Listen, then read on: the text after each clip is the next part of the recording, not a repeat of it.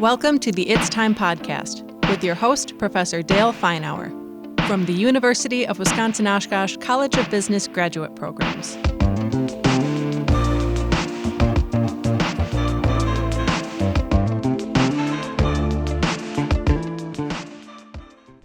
Welcome to another of the University of Wisconsin-Oshkosh College of Business Graduate Programs podcasts. I'm really excited for our podcast today because this time we have not just one guest, but we have a guest and we have two folks interviewing. The exciting part about today is Jim Ransom and I will be teaming up to interview Bryan Brandt, who is our guest. Now, as Jim and I do this, we're really going to be paralleling a lot of what we do in our executive MBA program, where we often team up an academic with a practitioner. And we like to think of it as the academic doing the play-by-play and the practitioner providing color commentary. So we'll see if that's how it plays out today or not. But Jim will be helping us today in the interviewing phase, and that's partially because he and Bryan go back a long way. Bryan and I have just met, so he'll be able to provide some additional insight and color to this process. Jim, would you mind introducing Bryan? I sure will. And first of all, thanks, Dale, for setting this up. And I'm fortunate to have done one of these podcasts this week already, and it's a lot of fun. And hopefully everyone listening and watching gets a lot out of this. But more importantly, as you said, Bryan and I have known each other for a long, long time, probably 20 plus years now. And Bryan currently is the senior VP and an officer of the Oshkosh Corporation in all kinds of different roles, and is involved in all kinds of different functions at Oshkosh. But an officer at a big time public company. Prior to that, he and I worked together at Bemis, now Amcor, for about 12 years.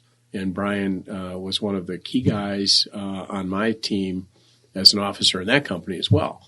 And again, leading all kinds of different things. But my favorite role I ever put Bryan into, which somehow will come up over the course of this podcast, was Vice President of Transformation, which neither of us, probably to this day, know exactly what that meant. But we had acquired a very large company and integrated a whole series of companies into one cultural pile. And I asked Bryan to lead that, which was probably one of the more complicated requests I've ever given anybody, which is why I think he's sitting here today, because he's got the raw leadership skill sets that help pull us through all that. Bryan's also part of all kinds of charitable things. I know part of United Way, part of the Oshkosh Corp Foundation team, and I don't know if I've missed anything, Bryan, other than you get it. One of the real inspirations in my leadership journey, quite frankly. And so, with that, I'll turn it back to Dale. Well, Bryan, Jim has described you as one of the most admirable leaders that he's had, that he thinks of you as having some really strong leadership skills. Tell me about the journey. What has progressed in your life that has led you to where you are now as a leader? What are those experiences? First of all, thanks for having me. I think this is great, and it's iron sharpening iron constantly on leadership. So this is fantastic, and it's fun to be with Jim here. Also, he's been a huge mentor of mine for many years. It goes in phases, and I'd have to say, starting out, it really started back growing up playing hockey, and the amount and it's so funny because hockey, the game of hockey, it's not a perfect game, and how you bring your attitude and how you respond to the imperfections is what happens in life also. And you can be a really good individual player, but the team won't win unless you're a really good team member too. And the influences around that has been huge, and there's just huge life lessons there. I was fortunate to have my dad, who was a huge mentor of mine, be my coach for many years. And he brought the philosophy from the farm of it's never too windy to pick rock. So that means you can always be out there working. Hard work will beat talent that doesn't work hard every day. And he talked about good players make themselves better. So you have to be working on your own individual game. But he said great players make their teams better. And so if you really want a team to be successful, you have to be a great team member. And then you looked at the game itself, and it's not a perfect game, and how you respond to those imperfections is huge, and individual players has a huge influence on what happens with the team. So influence is a major part of leadership, and you can influence people in a positive way or in a negative way. And so as I started getting in, I saw that through my hockey career. I had teams that we won national tournaments that we didn't have the most skilled players, but we were connected as a team, a strong unity, and it didn't matter what obstacle. We were going together, and we were going to bounce or just knock it down and go right through it. I was on super high-level skill teams where one thing happened and the team imploded because people would start getting on each other and it would implode. And so I really started just watching that a lot more. I was captain of teams. I didn't really know what the role of the captain was. One thing I love doing is just watching people, observing leaders.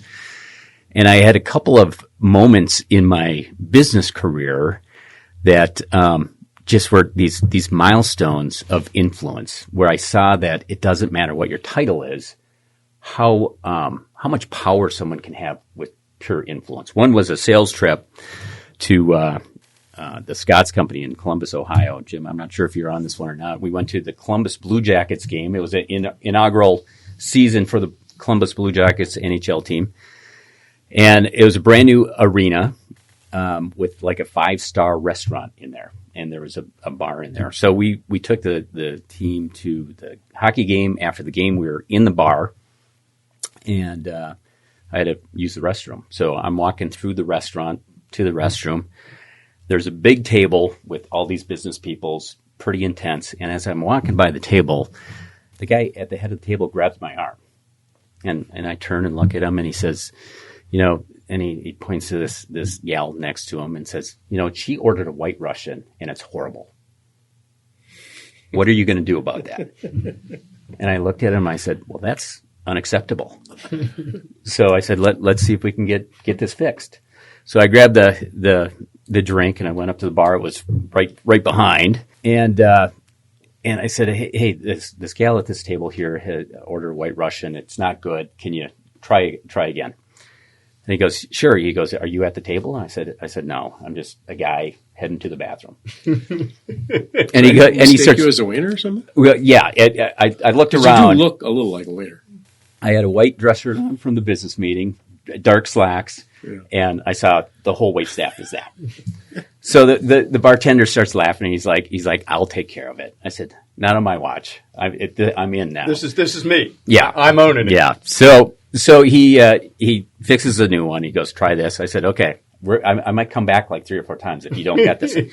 So I go back there, and this table is just intense. You can just feel that this guy's power hungry. And so I go to the gal. I said, oh, here, try this one. If it's not right, we're going to keep coming back until you love this thing. And she was pretty embarrassed, so she tries it, and she goes, this is good. This is fine. And so then the guy at the head of the table said, something, I want you waiting on our table for the rest of the night. And I said, well, I can't do that. And he goes, no. I got power here. I know the owner. I can get that done like that.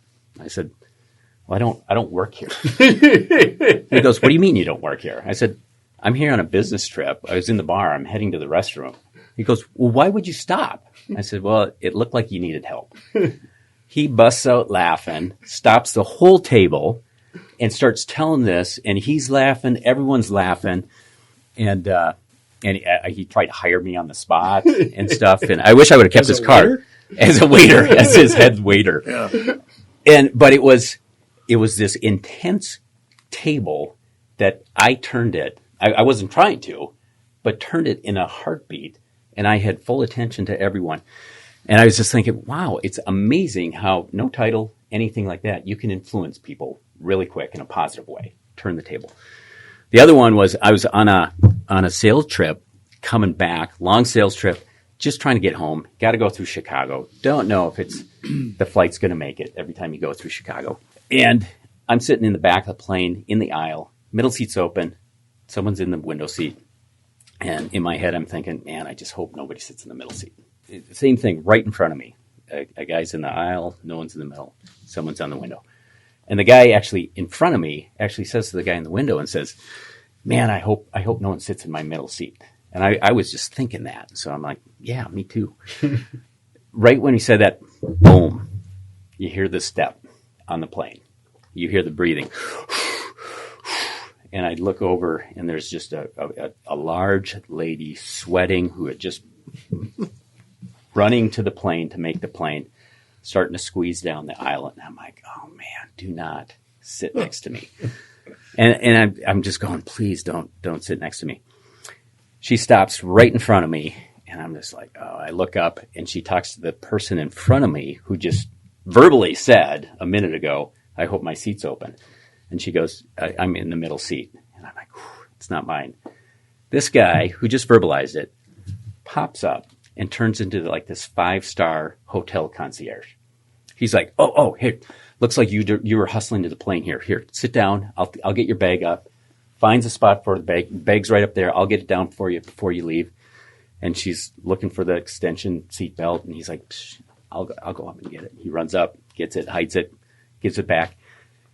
And for the hour flight is talking to her about her life, what she was doing. And I was sitting back just thinking about what I was thinking when she was coming down, how this lady probably hates flying. Because every time she steps on the plane, everyone's looking at her like I was looking at her. Please don't sit by me. And she's got to know it.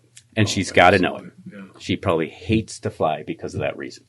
And this guy probably gave her the best flight she's ever had, filled her with energy, where she went home and probably was just fired up and pumped up. And so it was those two moments where you can influence someone and give them power to do something, give them the courage, the confidence to go places that they never thought they'd go. So the power of influence. So I love watching that. The next phase that I'm in right now, this is part of it, is I didn't realize that you could really study leadership. And so I was asked by Dr. Dennis Episcopo, the senior pastor at Appleton Alliance Church back 20 years ago, to be a part of a leadership class he's putting on. He's got his doctorate in leadership.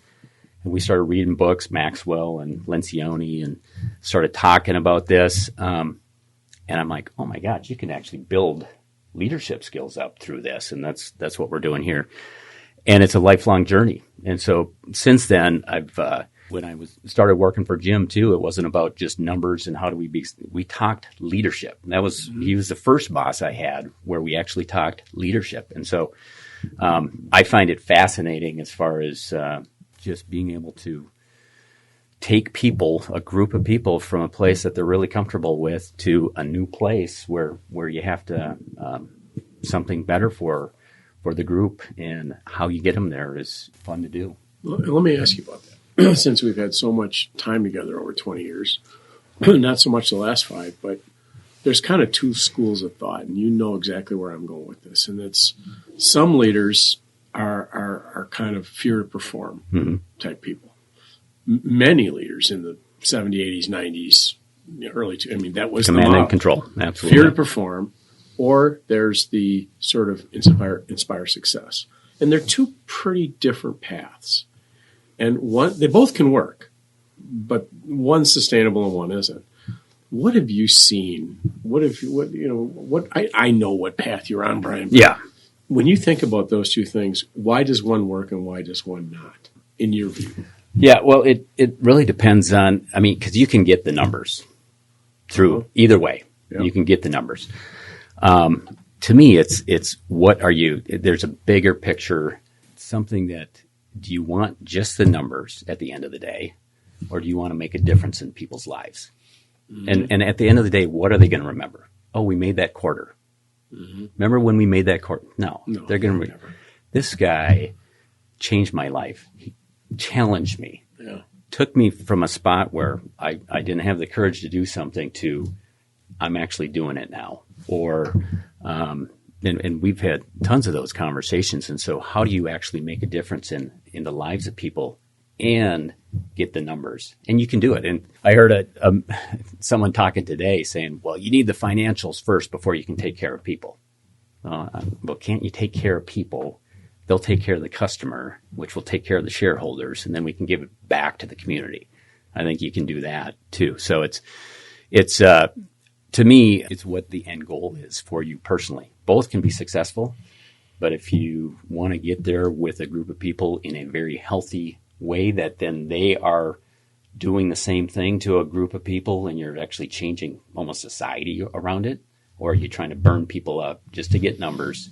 Well, and at the end of the day, it won't work. I mean, nobody remembers. I mean, I've been retired for 5 years, so I'm getting further and further away from all of the grind, and your perspective changes quite a bit. Yeah. And one of the big changes is that the only way to get results is through inspiring people to levels of happiness, performance, success, stability, whatever it is, that they couldn't get to if you weren't in their life. That gets you the results. Right. And eventually everyone kind of figures that out, and they do it a little bit differently. And I think what I've watched in the community, what's gone on at Oshkosh Corp the last 5 years, has been pretty remarkable. Yeah. Because that's been sort of the stated change in your business. And you look at the performance of the company's just been like unbelievable. And I think back over the last 4 or 5 years, it looks like the input was people. Yeah. Yeah, that's what it looks like from an outsider. And that so going back to your sort of the command and control, that was where I sign your checks. You're going to do what I say, and you might get 5 to 10% out of those people. When you inspire them, you don't have to pay them a thing, and they will go through walls for you. Right. And it's amazing how much more. Now you're talking 50% because their minds are expanding. They're more creative. They're more innovative.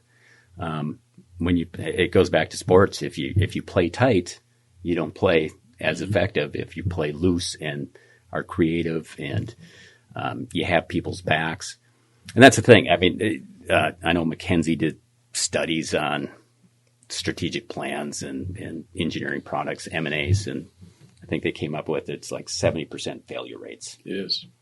And it's not because acquisitions, strategic plans.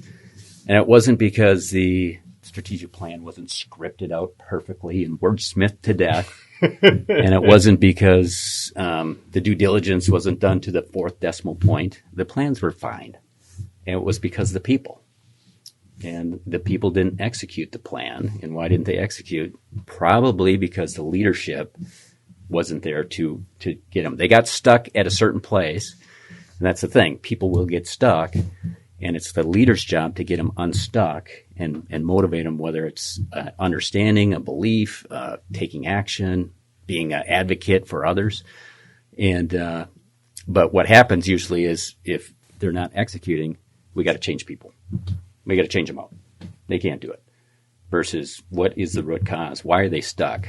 I mean, how do you think about this? In my version of that is, as you've heard 1,000 times out of me, if you jump to execution without alignment, you're dead. If you jump to alignment without being clear, you're dead. And we find ourselves all the time jumping to execution, and we skip the alignment piece, and the clarity isn't there. So it kind of falls apart, and then we blame it on people. Right. Do you see that? Is that getting worse or better? How do you look at that now? Versus when we work together? I think the conversation has changed a lot more. That it's trying to change, and there's lots more books written on it and things like that. But doing it is still hard because the quarter's coming to an end. We need to execute. We need it quicker than what we even thought. So taking shortcuts, which to me is being undisciplined and impatient. So when it comes to even clarity and alignment, so there's a progression when it comes to transformation. Change by itself is situational. You can change, something just like that. When you introduce people, it's transformation. It's psychological. And so you need to bring people through a journey of first they're aware. Maybe. So a lot of people, we sent the email out. Well, how many people opened the email? How many people read it? How many people? So they might be aware. So how do we get them to understanding? So you might get them to understanding. People are like, no, they understand. Yeah, they understand. But they're like, can you believe what these guys are trying to do? Flavor of the month. And they know they can repeat to verbatim, what it is. They totally understand it. They don't believe it. So how do you get them to believe in this? And then you don't want them just to believe it, saying, hey, Bryan, what you're doing is great. Keep going. I'm like, No, I need you on the field with me. So how do you get them to take action? And then how do you get them to be the leaders so you don't have to hit all 15,000 people? They can hit the next 100 people, and then those 100 are hitting the next 100 and going. And so taking on that journey, it's dealing with people. I mean, I've said this many times. After 10, 15 years of doing this, I finally figured out people are different. There is no single right answer. They got different backgrounds, ethnicity, religion, how they were brought up, race, single parent homes. You name it. They have all this baggage. They have different personalities, and each personality communicates totally different. They're looking for different things. And so as a leader, how do you connect with those people so they get through that spectrum to that belief, and then hopefully they're pulling people with at that point, becoming advocates. And I think there's a stat out there that people have 60,000 thoughts a day, and 80% are negative. That's interesting observation. That's before you introduce change. And so people will get to, understanding belief, and you got them. So, okay, I got Jim today. Tomorrow I'm going to work on Dale. And then I come back in and Jim's gone the next day. He's like, I don't get what we're doing. Well, wait a second. I thought I just had you. Something happened, negative thoughts. They start creating stories. And so they got stuck. So do I replace Jim, or do I say, no, remember, this is what it was. This is what we talked about. And then usually you have a 5-minute conversation and they're like, oh, that's right. I got it. I'm good. How do you balance those two options? So you're trying to inspire. You're trying to motivate. You're doing everything you can. At some point, you might have to say, as much as I want to focus on the troops and making sure they're happy campers and everything's good, here's the goal. You're not making the goal. We've worked on it. This relationship isn't working. How do you balance building that relationship with at some point the needs of the organization if it's not working? Yeah, to me, that's part of evaluating talent and understanding what is behind it. Is it a skill that they don't have? Is it? It's really looking at the resistance of why they're not doing it. Are they a part of the solution? Are they? Can they get there from a skill set standpoint, or are they just a negative person saying, "I'm not doing this"? And at some point, you may need to make a call on that, and you better do it quick. If you see someone that, so there's two things with that, and I've seen it both ways. If you see someone that's so negative, that's a huge influencer, and we talked about influence. Yep. I love going after them first, because if you can get them, you get a whole army with them. So you try and sell them and get them with the program. Yep. Because if you can get Bob, who's known as the most resistant cuss in the building, there are going to be a lot of other people. They'll pull a whole army with them. And if you don't try it and just get rid of them without even having that conversation, they will influence all those people still from behind the scenes. Assuming you work really hard to bring Bob along. And if they're not there, then you make a call and people understand that you're serious. If you're not heading in this direction and you're going to be here, there will be decisions made around that. And so the willingness to make that very hard decision that this person isn't going to be a good fit, not worth the investment, we've tried everything we can, that's important to getting other people to be with the change program. That's a huge, if you don't do that, then you allow that toxicity in the locker room, you're just killing the culture that you're trying to build. So you've got to at some point make those hard decisions. Absolutely. Absolutely. To me, I like working on that as part of that first guiding team is handpicking those people that are going to put up the stink, that have an army that they're influencing already. Because if you can get them, your work is a lot easier going forward. Let me ask another version of that. And Dale asked me this question when I was sitting in that seat the other night. What are some of the regrets you have as leader? You've been around for a long time. And one of mine still is, that I probably spent too much time trying to fix the red employee instead of growing, nurturing, and leading the green leader. We've talked about this many, many, many times. And we all fall into the trap of trying to solve problems, especially guys like you and I who think we can solve them all. Right. And I think if I don't know, regret's the right word, but Bryan, how do you think about the fact that you can spend an hour trying to fix somebody, and that's an hour you didn't spend trying to inspire somebody? How do you balance that? Because it's hard, man. Yeah. The examples I always look at is like the Terrell Owens, Antonio Browns in the NFL. My goodness, yeah. The best receivers on the field.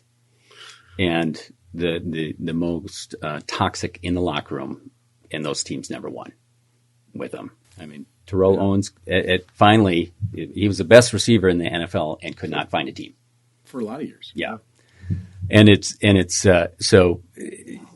goes, I mean, you had instances of salespeople where they're bringing in the most sales, but they're just creating havoc with the rest of the team. So cultural fit trumps technical skills. Well, yeah. I mean, there's got to be a combination of the two. It's not one or the other. And you're looking for the sweet spot. Again, a better team versus individuals. The better team's going to do more for the business as a whole than one individual that they're going to get their bonus every year. But if it's creating just chaos with everybody else as a company, you're not going to reach the goals that you're going for. And so those are the ones that are to me, that's the toughest decision a leader has to make. I'm going to take you back 20 years. Yeah. And again, none of this is pre-rehearsed, so he didn't know this question's coming. Do you remember the first person you fired? Yes. And you remember what I put you through? Yep. What did you learn from that?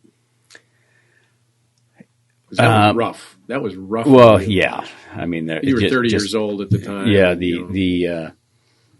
Or younger. I don't remember. Yeah, I think it was the right decision.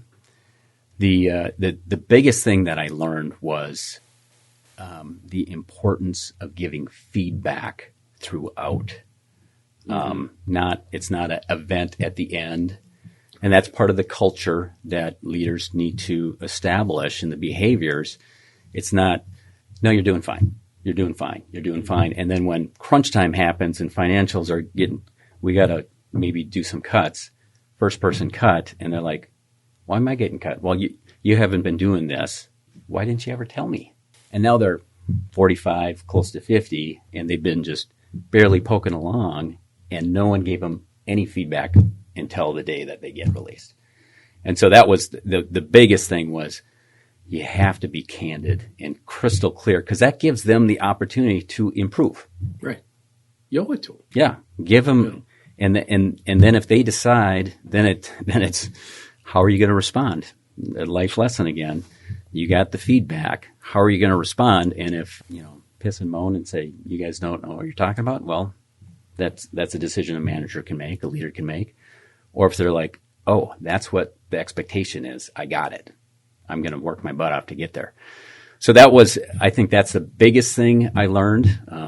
The other thing was once you make that decision, it's important to have a really, really good process. We went through one reduction way back when, and those are so tough. And it wasn't Jim; it was somebody else that said, "I never want to be good at these."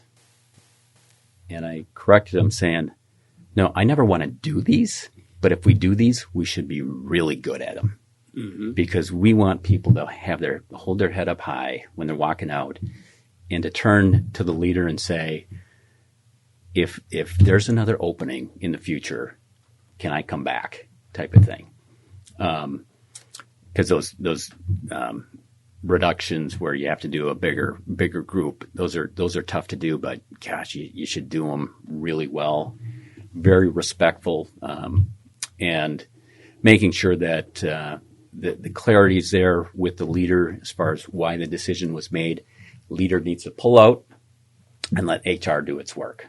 When that gentleman grabbed you by the arm and said, "This young lady's White Russian is terrible," why didn't you say, "Not my problem, buddy. I'm over here. I'm not the wait staff"? What caused you to take that and own it? Yeah. It wasn't the adult beverages that I had before. So no influence at all. No influence at all. Something I've always just enjoyed people, and I always watch people, how they react and do things. And some people get so intense, and this person was, you could feel the tension at that table. And some reason, and I've told the story too, and I remember my dad saying, "Why did you do that?" And I'm like, I don't really know, but it was in the moment. And I'm like, all right, this is unacceptable. So let's fix this thing. And I was sort of having fun with them. And when the bartender started laughing and stuff, I'm like, okay, I'm in. I'm gonna follow this thing through and see what happens. So to some extent, if I'm hearing you properly, there was clear tension at the table you perceived. You didn't like that tension. And to you, it was a challenge of, can I find a way to get rid of this tension? Yeah, and it's and again, the power of influence. Everybody can influence people every single day, at every single moment, in a positive way or a negative way. And you get to intentionally choose that, or you just can let it happen. To me, I think, and it's a mindset and attitude that you get to choose every day. You get to control two things in life: your attitude and how you respond to things. Everything else is just sort of circumstances that sort of play out. And so that's something that I've tried to build that muscle up, is to make sure I have a positive attitude. And there's always another option. And I talk to my team all the time too, is if something happens, it's not pass fail. It's okay, how do you process it? And what are you going to do? How are you going to respond now? What's the next move? Yep. What's the next move? Because quitting is failing. If you don't quit, then it's not failing. You're learning, and how do you keep growing? And you get stronger and learn a lot more from things that did not go well than the things that go well. We can come back to the things that didn't go well, but what do you look for in a leader? So you're involved in situations where you're making decisions. Do we promote somebody into this leadership role? What tells you, I think they got a shot? So I was running sales at the time, and I had either a sales manager or a director position open. And I'm in my office, and the top salesperson walks by my office, and they were unbelievable. They were the top salesperson, great closer. Pokes his head in my office and says, "Hey, that sales manager role you got, I want to throw my name in the hat for that." And he's about to keep walking, and I said, "Hold on a second, come back in here. Do you actually think I have a hat with a bunch of names in it, and I'm going to just pick one out of the hat, and they get the sales manager role?" And he's like, "No, you know what I mean. I'm one of your top closers." I said, "Okay, keep closing." I said, "What? I don't know what your question is." He goes, "Well, this is my next step." I'm like, "Why?" And so I said, "I'm going to give you a chance. Go back out of my office." I said, "Come back in and talk to me about what you're going to do to build an army of closers, because you know how to close so well. You're going to build an army of closers and teach all these people how to do it." So usually the question is around if it's a leadership role and their first sentence has nothing to do with people, I don't know if they're the leader. Because it's not about doing stuff at that time. It's about leading. It's about coaching. It's not about doing stuff. And I've done the quad charts with them and saying, where are you spending your time? Are you actually doing stuff? Are you leading? Are you coaching? Or are you managing? And managing is expense reports and making sure you got your strategy done and stuff like that. But if you're leading and coaching, you're creating an army in an environment where the whole team is going to grow, versus going on a sales call with a sales rep and going to close the deal for them. And now I need the sales manager to go on every call to close deals. So I want the leader has to be thinking about taking a group of people, creating a vision of where they're going to take this group of people. And if you come in my office and start talking about how you're going to do that for me, geez, I'll give you all day to talk about that. And I'll probably give you the job right there, because that will take a whole bunch off my plate if you can do that. And so to me, that's the first thing. Leadership is about taking a group of people from one place to another place, And a leader's got to have a vision for it. I mean, it starts with vision, starts with people. And then, I mean, the question is, why would people follow you? And now, a few words about some of the programs and services offered by the UW-Oshkosh College of Business. Powerfully positioned, strategically designed, results-driven. That's what sets the University of Wisconsin-Oshkosh Master of Business Administration program apart in Northeast Wisconsin.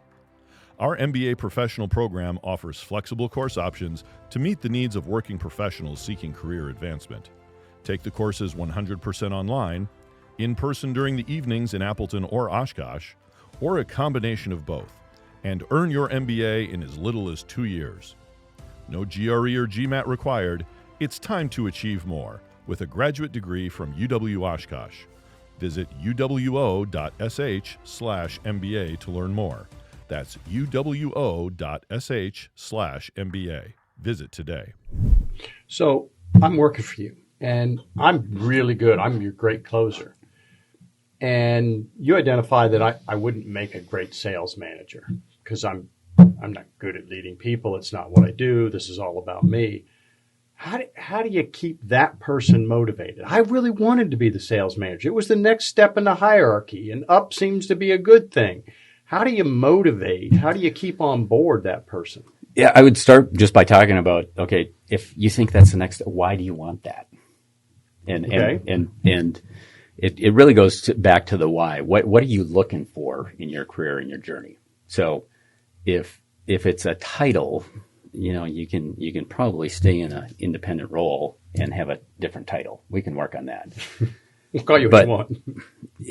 But if you don't want to have anything to do with people and building a whole army of people, that's going to be the most frustrating job you've ever had in your life. Because people are hard. They're different. They change their minds constantly. They're going one day and then 60,000 thoughts and 80% negative. The next day they're not there. And I've seen it throughout my career where people want to be a leader or a manager of people, and they get in there and they are so stinking frustrated. And that can create toxic teams out there too, and can start wearing on the culture that you're trying to build. And leaders dictate the culture. I mean, how leaders behave. So I'm hearing trying to help them understand what they want and let them potentially come to the conclusion, turns out I really don't want to be a leader. What can we do to make this being a salesperson role more interesting to me? Yep. I mean, there's different types of roles that you can set up. And that's, to me, that's the thing is you never want the team to be stagnant saying this is locked in and this is the way it is. You're looking at where the business is going, what's the business need. And then you start looking at the talent that you have and saying, how do I create the best team I can to get there and to be flexible. Well, I mean, my career, gosh, I counted the other day. I think I've had like 17 some different titles in my career, and 15 of them have been created. There was no job there before, and it was because the business needed this. Let's create this role and go versus no, there's no job there, so we can't do something. But you know why that is true. And I'll do this for you because you're too humble. If you've had 17 jobs and 15 of them were created, because you and I work together, I know the answer to this, is those jobs didn't exist because they were almost entirely leadership-based positions. So there was not a natural org structure box to follow. And who do you put in boxes that don't exist? Raw leadership. You don't put in, it's not a hero, a skill set, some level of, technical competency. When you get into the roles that are created, you're usually, at least in my world, you're looking for who could actually lead in a pretty undefined area, create clarity, get people lined up, lead with humility, and get them to execute. That is about as rare as it gets, which is why you're sitting here. We just don't have many people, Dale, that can do that. And it's probably getting fewer and fewer. And I want to go back to something Dale asked and what you look for in leaders. That's what I always looked at, which is why I always had all arrows kept pointing back to you in the 20 years we worked together, because you sort of had the EQ and the humility to pull all that off and deliver. Because let's be clear here. Yep. If you have these incredible leadership attributes and you're the guy people follow. You're the guy people join, not just follow. Right. And you can't deliver, you won't be around long. Right. And I think it's a great question. You were asking earlier, how do you create that constant balance between delivering results, creating accountability, which always has an edge to it, and being that humble servant leader? When you think about those two things, especially being in 15 jobs that were created, how do you do that, Bryan? Yeah, and how do you create that balance in an undefined role, particularly? To me, some people like that based on their personality, and some people are going to run screaming on that one. But to me, I don't think they're two separate things. I mean, people want. We did when Wilson took over CEO of Oshkosh. We did all sorts of research around this, and I mean, people want two things. They want meaningful work with people that care about them. If you give them that, they are going to take on the world for you. Research is clear. Those are the two variables that matter. And when it comes to leadership, I think Mayo Clinic put out something saying that your leader has more influence on the health of people versus your doctor. Like 6-1. Yeah. Right? Yeah. It's, and so we just talked about if we take care of the people, give them clarity. It goes back to clarity of what their role is and the value that role delivers to the organization and what is needed for them to accomplish and putting the milestones together so they can do it. I think that's the other thing too is a lot of companies will say we got to do everything and it's due tomorrow and then push it on the organization to figure it out versus it's usually the same resources that are on every single project and they don't look at the resource allocation. They don't look at, on the calendar, how do we slide one this way, one that way? We don't, you take on too much and you don't just lop off 80% and say, we're just going to focus on 20%. Get her done really well. And then to me, I took over continuous improvement for one of the jobs that I took on. And it wasn't about how much continuous improvement projects we worked on. We actually stopped 80%. We focused on 20%. And the key to the whole deal was getting 20% and then holding the gain. And then get another 20% and hold the gain. Because what happens is you do this huge continuous improvement. Let's do a gazillion of these things. And it goes up and then it creeps right down. You get and then change, it's but then it boomerangs back. And then it's, wait, what did we do 2 years ago? Let's do that again. And then it does this versus let's focus on 20% and hold it. And it's a performance control system. It's a culture. Then it's the culture as far as pulling forward. Okay, what's next? Let's take on what's next. You can do it, and we saw it in plants. You do it in a pilot area, and you get the team focused, and now they're working in an area that's clean and more productive, and the people that were resistant are like, wait a second, I want to work in an area that's like cool. That looks cool. Can you do that over at, and then you start getting more momentum and you hit a tipping point then finally, and it all starts flushing through. But I think you have to hold people accountable still. We have what we call a people first culture at Oshkosh Corporation. It doesn't mean we don't hold people accountable. It doesn't mean that we give people everything that they ever ask for. We listen to them, and then we still make decisions that make sense for the business. And we're caring for the people because we see the results that if we create an environment where they're cared for and they're given clarity as far as what they should work on, the creativity and the innovation just skyrocket. Let me ask you about that. You said caring. Pretty critical, right? The old, nobody cares how much you know until they know how much you care. Right. We've talked about that for years.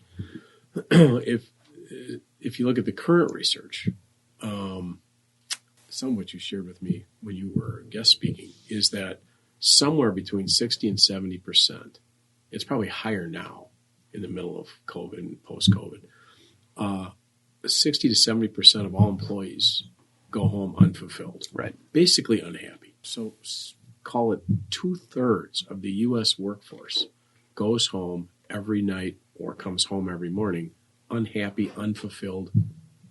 Why is that? And it clearly is worse. I mean, 4 million people switched jobs in the month of September. Now they have an opportunity to. And now in October, the same thing happened. I don't know about November yet, but the amount of turnover going on right now is just, nobody's seen anything like it.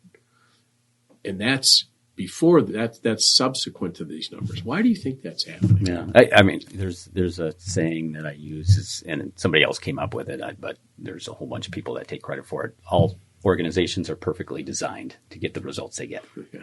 Right? Right.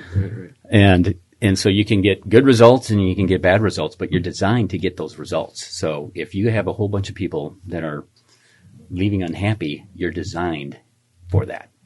And so goes the culture, so goes the company. So if your culture is to not care for people, that's how your company's designed, and that's how people are going to feel. And what sets the culture is leaders, how they act, how they model it, what they reinforce as far as behaviors. I define culture as everything an organization and the individuals, everything they say, everything they do, everything they don't say and don't do, and the relationship between the two. Doesn't matter what the pretty poster is up on the wall, on the website. Mm-hmm. It's, do you show up late for meetings? That's your culture. I love we got a nice Midwest culture. What does that mean? Right? Is that a good thing or is it a bad thing?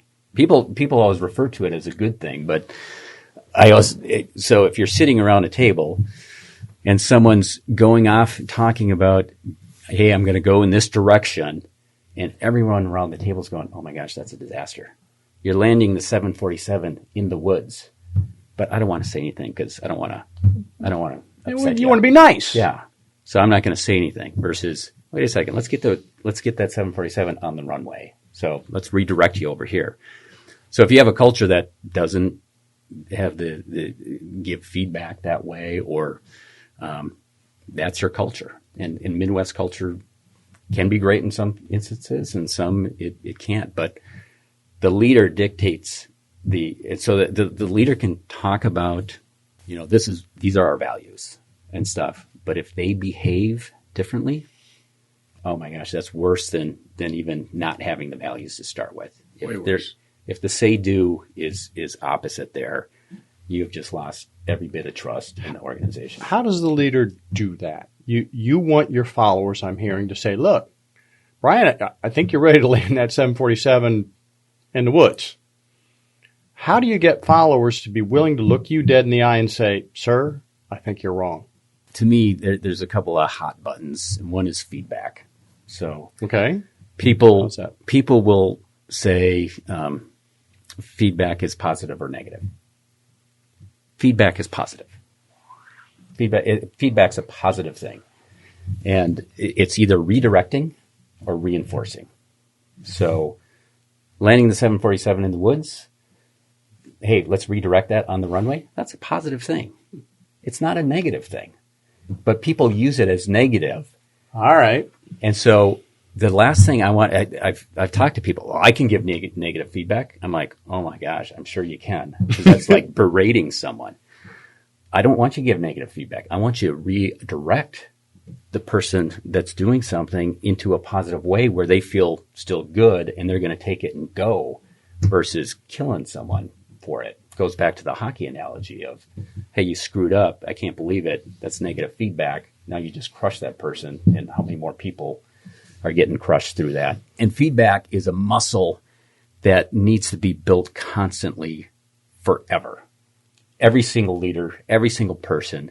And you have to create an environment then, and it's not just giving feedback, it's receiving feedback. And that's where the leader comes in. Go on, talk about that. So I remember talking to a VP of operations once and said, well, have you ever asked for feedback in these plant manager meetings? Oh, yeah, I asked for feedback. They never given me any feedback. And I'm like, oh, I'm sure they don't. And do you think that was feedback in and of itself? I'm like, your nonverbals are screaming at me here saying, if you say one word.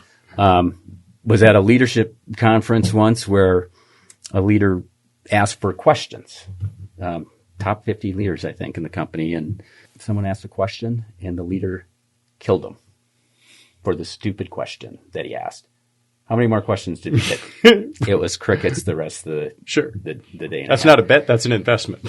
So the leader has to model, has to put themselves out there first, and especially if someone has the guts to give feedback, especially if it's in a public setting, to say thank you for that feedback.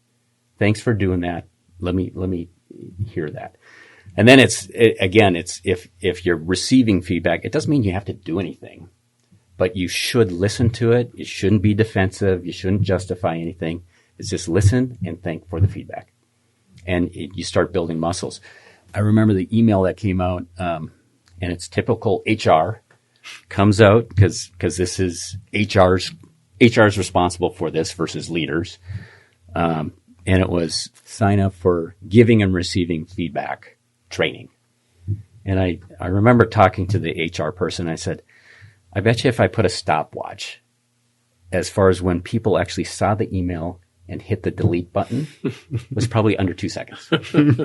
And yet this is one of the biggest muscles we have to build because it sets the stage for absolutely everything, to be able to give feedback. And people talk about training and education. Education is, sort of the fertilizer, the water, things like that. Training goes back to like nurseries and roses. You're actually pruning. That's training a rose bush.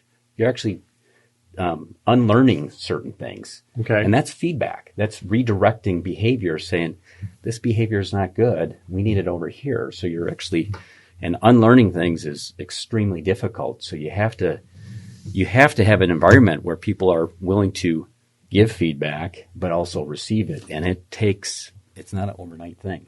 It's one of the, I still feel it's one of the biggest muscles that has to be built up in organizations. And I'm hearing that has to be done lead by example from top down. If it's not, leaders dictate culture. So leaders can say all day long, hey, we need feedback. I need you to go to that feedback training. And then someone gives them feedback. What do you think you're doing coming in here talking to me? Right. What do you mean I need to go to the feedback training? I don't need to go to that damn training. That will just trickle down. That's your culture. I have found that, and you're right, I totally agree. It's interesting that you talked a lot about influence, and you like having influence, and influence is important. And yet, when you were talking about the person who was resistant to this change, what I heard you say is you gave away your influence. And you said to him, okay, well, why don't you like it? And how would it be okay? And you let him influence the process. You delegate influence. I feel the biggest way to influence somebody is to listen to them. Let them, they'll figure it out. If they feel heard. If they feel heard. And a lot of time, I would say most cases, people will not listen until you listen to them first. They will not listen to a thing you said. They'll block it out. And listening that's another muscle that is so stinking hard, because there's different phases of learning where you're not even paying attention, but you can hear noise, the Charlie Brown thing. You can listen to some of the words, but your mind's wandering. I think you can listen to 150 words a minute or something like that, and you can think of 500. So your mind's going. And so it's, how do you equalize the energy of the person that you're listening to? I love the Chinese character of listen. It has ears. It has, you have to be there. It has the eyes. It has the heart. And it's really being with someone and listening to them. And when you do that, that's how you build trust.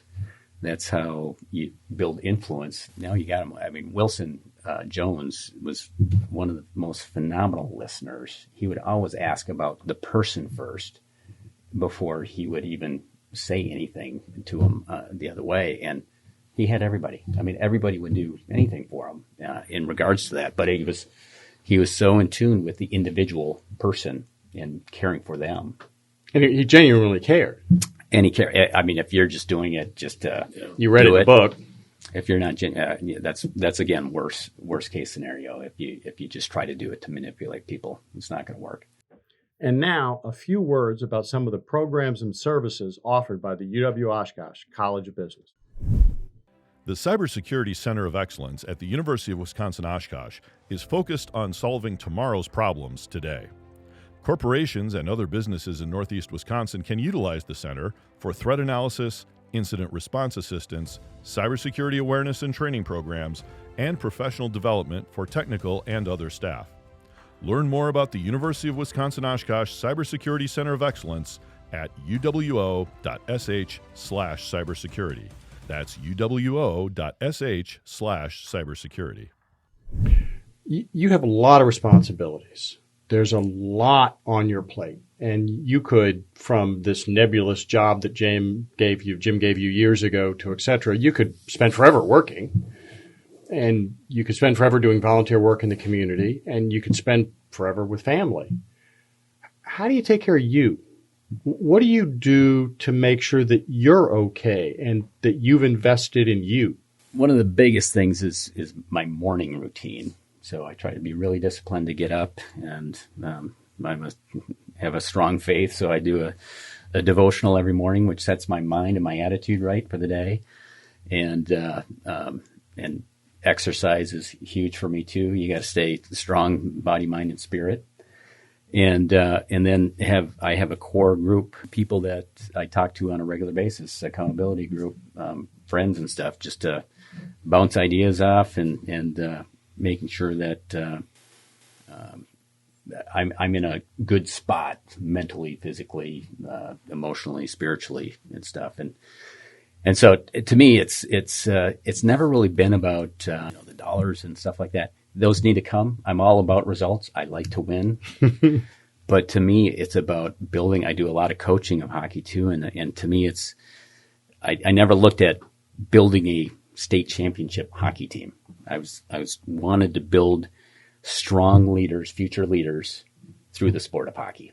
And I'm going to make you a really good hockey player and a hockey team in doing that. And we did win some state tournaments too. And we played every kid, because every kid has a role, and they deserve to feel what the stress is out there. Last thing I want to do is shorten the bench and start labeling kids early on, saying I can't go out there. And I have a lot of those kids come back and thank me for it. It's still Coach Brandt. They see me in the airport or whatever, and it's, hey, Coach Brandt. So to me, that feels pretty good. Absolutely. To me, if you can, to me, the biggest reward, and this is me. This is my leadership journey, is caring for people. And if I can sort of ignite power within people where I can give them the courage and confidence to take their lives to a place they never thought they could go, I've won. That's the best part of leadership? To me, that is. And so if they're building teams that are executing and they're healthy, they're arriving there in a healthy manner with their teams, that's huge. And the numbers should show up. Bill Walsh wrote a book, former coach of 49ers. Every coach right now has some direct line to him. The score will take care of itself was the title of the book. It wasn't about score more touchdowns. It's if I build a culture, the score will take care of itself. And now he was a genius strategist and everything like that. But it was about the process in building a culture. And you can't really control the scoreboard. You can't be banging your foot and score more touchdowns. It's, okay, what are we doing? How do we respond? And keep going. So to me, from a leadership standpoint, that's, if I can be building more and more strong, highly functional teams, and especially leaders that can build more and more teams that are highly functioning and healthy, that's huge. Anytime I get a lot of people asking, hey, can I bounce this off you? I love that. I love when people come in and want to talk leadership. And I'm not trying to teach. I learn just as much from them that they learn from me, and we have great discussions and go. So to me, this is fun, having a discussion like this. Yeah. And it is a journey, right? It's never over. Ever over. It's different phases, whether it's in business or, you're teaching now, which I think would be a blast. And I know you're having a blast doing that. And the one thing I would say about retirement versus where you are in life is you cannot fill the leadership buzz that you, and I know you get it, and I get it, and Dale gets it. That's a hard buzz to fill when you don't have an organization that you can lead, like a wolf, right? You lead from the back. Right. You don't lead from the front. Right. And that's a hard gap to fill. But it's a journey. And if you think about your journey, Bryan, maybe one last question. This has all been great. Any regrets? Like do-overs? My one regret was I wanted to play professional hockey, and I had a chance to go to Europe, and and I don't play. think you ever told me that one. And instead I came to Wisconsin and selling packaging. And selling packaging. Well, it's almost the same. And it's been a phenomenal career. Yeah. I really. But you do wonder what would have happened if you got to Europe. I have less teeth. My wife always says, "Really, we have an awesome family. We have you." But from a business standpoint, I've been so fortunate. So the first coming over to Wisconsin, worked with a small company, Banner Packaging. The owner, I reported to the owner. He took me under his wing. Entrepreneurial. Next president was all about relationships, which I thrived on. And then I was thinking, gosh, it'd be nice. I don't have financial, I'd like to learn more of that. Jim came in and he brought that to me along with this leadership where we started sharpening that. And so I've had just really good fortune of great leaders along that I've learned totally different things from and picked up so much from them. And I just try to learn as much as I can from anybody. And I type, my dad to this day still sends me articles, that he thinks would be good for me to think about. It's good for him too. Oh, it's absolutely good. And I always comment back saying, oh yeah, that's good. What do you think about this? And ask him his advice on things. And I don't really have any regrets when it comes to my business life. I think I've just been really fortunate. I've gotten some great breaks with leaders that trust me to try some things out that we didn't know how it was going to end up. Didn't know if this was a great idea or a bad idea. Yeah. We're going to find out together. Yeah. And so I don't have. What's good? I'm sure there's a couple little things where, yeah, if I would have made that move, it would have been. Yeah, of course. But again, I think it's more, if the people listening to this and watching this that are 30 something, is there one or two? I mean, there's 2 hours of advice buried in this 40-minute podcast that we'll eventually produce here. But what are the one or two things you'd say? Hey, I'm a new leader. I don't know what I got into, but I know I really want to do it. I've got passion. What are the one or two bits of advice, if you could take all this and summarize it for someone that's just getting their feet wet as a leader, Bryan? I think the two things are our people are different. Every single one is a snowflake, and they come with a whole bunch of stuff, a whole bunch of awesome ingredients, whether it's baggage or great ingredients. Treat them as an individual that, for yourself, you might have wanted something. They might not want that. And so you gotta, if you want to get people unstuck and moving together, you gotta really listen to the individual. And that's the second thing is listen before you start, squawking and talking so much. Listen first. The power of listening is absolutely huge. And you usually can get them, again, people won't listen to you until they're listened to first. So it's listen to them. And when you're listening to them, put this thing down. Because that's the other thing. Yeah, what? Mm-hmm. Give them their full attention and truly listen to them. And they'll start having your back. And then you can start. And I think the third thing is you have to have a vision. Mm-hmm. You have to have a vision of where you're going. And it's not, hey, we're going to make this much more or 10%. It's a vision of this is what it's going to look like. It's going to feel like when you walk in, you're going to see this. You're going to hear that, the sound. There's going to be feedback. We're going to listen to each other. We're going to have fun. So I think it's all about people listening and then have a vision. You have to have a vision out there. Agree. Wonderful. Yeah. Well, thank you very much for spending some of your valuable time with us and sharing with all the folks listening to the podcast your very useful insights. Yeah, thank you very much. Thank you for having me. This is great. It has been our pleasure. Best of luck, and good luck with the career. Yeah. And all the influence and the difference you make in the lives of the people that you touch, because it's rare and it's great to see. So thank you. Good.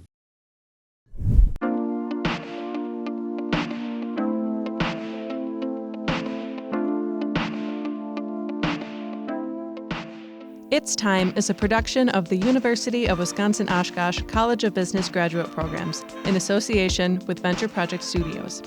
Executive producer, Aaron J. Armstrong. Host, Professor Dale Feinauer. Creative Director, Madison Potratz. Director of Photography, Elazar Kloon. Audio and Video Editor, Elazar Kloon. Marketing Strategy, Tara Larson. Social Media, Anwar Mahana. A special thanks to L Creative, Top View Media, Michael Patton, and the University of Wisconsin-Oshkosh College of Business graduate programs.